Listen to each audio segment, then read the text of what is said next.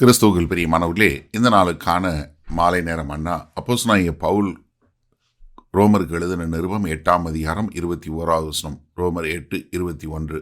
Romans 8:21. அந்த சிருஷ்டியானது சுய இஷ்டத்தினாலே அல்ல, கீழ்ப்படுத்தினவராலேயே மாயைக்கு கீழ்ப்பட்டிருக்கிறது.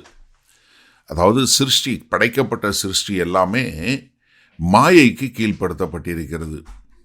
எது?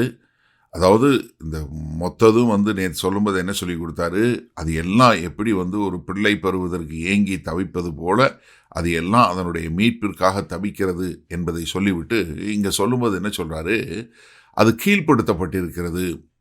என்ன? சுய இஷ்டத்தினால் அல்ல. அதாவது இந்த ஆதாம் செய்த பாவத்தினால மொத்த படைப்புகள் எல்லாமே சபிக்கப்பட்டது. நம்ம ஆதியாகமம் 3ஆவது அதிகாரம் 17லேருந்து 19 வரை உள்ள வசனங்களில் பார்க்குறோம். அது மொத்தமும் சபிக்கப்பட்டதாக இருக்கிறது. அது எது? மனிதனுடைய மீறுதலினால் வந்ததே ஒழிய அது எதனால் வரல? அது விருப்பப்பட்டு இல்லை அதனுடைய சுய இஷ்டத்தினால இல்லை அதனுடைய பாவத்தினாலேயோ இல்லை அதனுடைய தெரிவினாலேயோ வரல.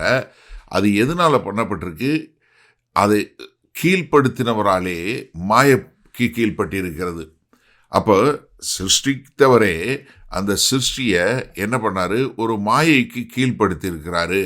ஏன்னா இது மொத்தத்தையும் இது உருவாக்கினவர் யாரு? சகலத்தையும் ஸ்தாபித்த சகலத்தையும் வியாபித்திருக்கிற கர்த்தர், தேவனாகிய கர்த்தர். அவர் என்ன பண்ணுறாரு?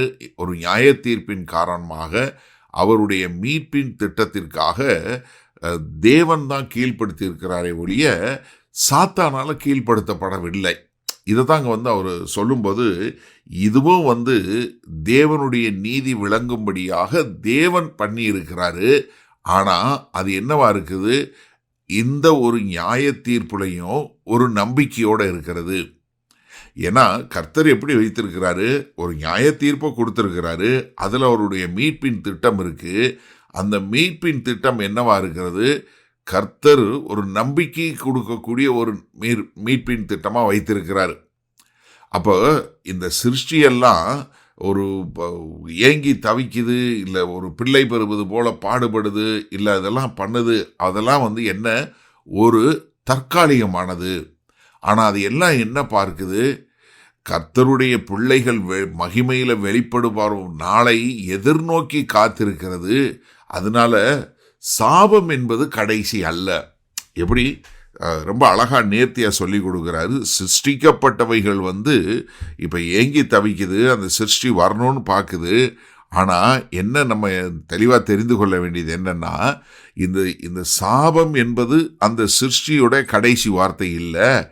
தேவனாகிய கர்த்தர் மறுபடியும் வெளிப்படும் போது அவருடைய பிள்ளைகள் மகிமையில் வெளிப்படுவாங்க என்கிற நம்பிக்கையோடு அது ஏங்கி தவித்து கொண்டிருக்கிறது என்பதை தான் நமக்கு இங்கே சொல்லி கொடுக்குறார். சரி, இதனால் இந்த வசனத்தை நம்ம எப்படி எடுத்துக்கொள்வது?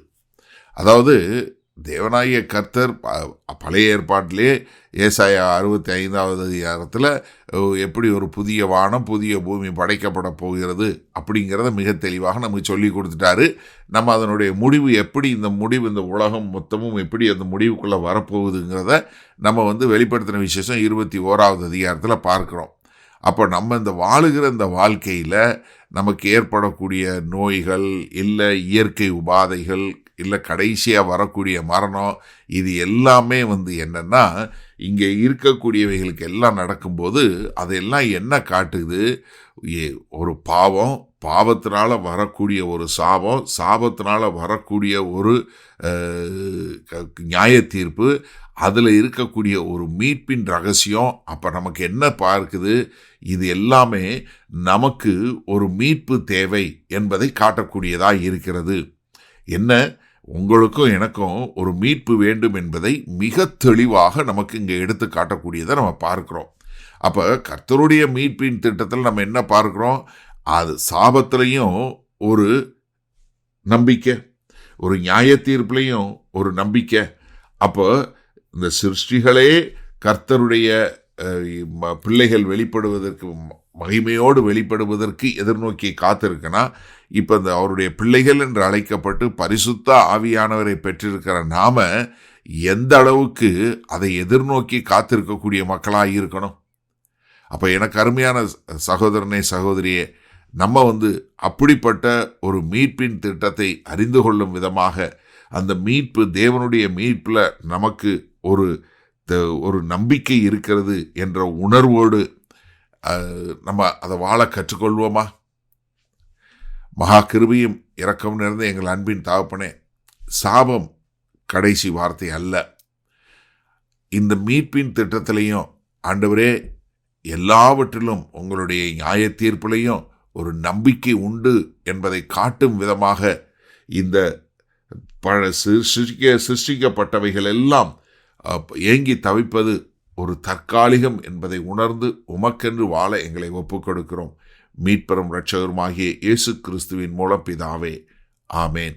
கர்த்தர் உங்களை ஆசீர்வதிப்பாராக. நாம் நாளை காலை தினசரி தியானத்தில் சந்திப்போம். Good night.